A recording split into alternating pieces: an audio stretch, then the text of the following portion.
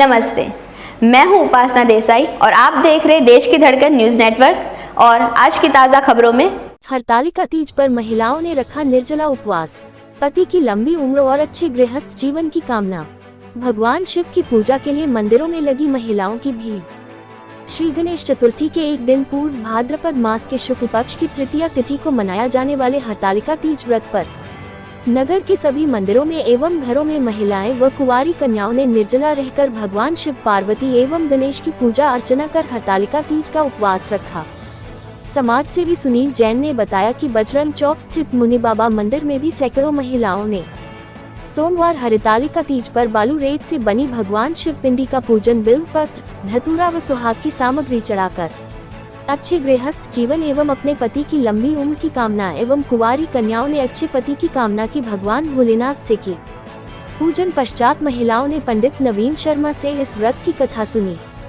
पंडित श्री शर्मा ने कथा वाचन करते हुए कहा कि माँ पार्वती ने अपने पूर्व जन्म में भगवान शंकर को पति रूप में प्राप्त करने के लिए हिमालय पर गंगा के तट पर अपनी बाल्यावस्था में अधोमुखी होकर घोर तप किया।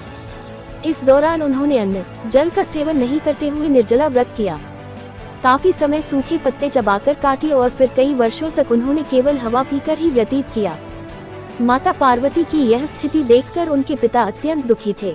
इसी दौरान एक दिन महर्षि नारद भगवान विष्णु की ओर से पार्वती जी के विवाह का प्रस्ताव लेकर मां पार्वती के पिता के पास पहुंचे, जिसे उन्होंने सहर्ष ही स्वीकार कर लिया। पिता ने जब मां पार्वती को उनके विवाह की बात बतलाई तो वह बहुत दुखी हो गई और जोर जोर से विलाप करने लगी। फिर एक सखी के पूछने पर माता ने उसे बताया कि वह ये कठोर व्रत भगवान शिव को पति रूप में प्राप्त करने के लिए कर रही हैं, जबकि उनके पिता उनका विवाह विष्णु से कराना चाहते हैं। तब सहेली की सलाह पर माता पार्वती घने वन में चली गई और वहां एक गुफा में जाकर भगवान शिव की आराधना में लीन हो गई। भाद्रपद तृतीया शुक्ल के दिन हस्त नक्षत्र को माता पार्वती ने रेत से शिवलिंग का निर्माण किया और भोलेनाथ की स्तुति में लीन होकर रात्रि जागरण किया। तब माता के इस कठोर तपस्या से प्रसन्न होकर भगवान शिव ने उन्हें दर्शन दिए और इच्छानुसार उनको अपनी पत्नी के रूप में स्वीकार कर लिया। मुनि बाबा मंदिर के ट्रस्टी व समाज सेवी सुनील जैन ने बताया कि मान्यता है कि इस दिन जो कुंवारी कन्याएं विधि विधान पूर्वक और पूर्ण निष्ठा से इस व्रत को करती हैं, वह अपने मन के अनुरूप पति को प्राप्त करती हैं। साथ ही यह पर्व दाम्पत्य जीवन में खुशी बरकरार रखने व अपने पति की लंबी उम्र की कामना के उद्देश्य से भी मनाया जाता है।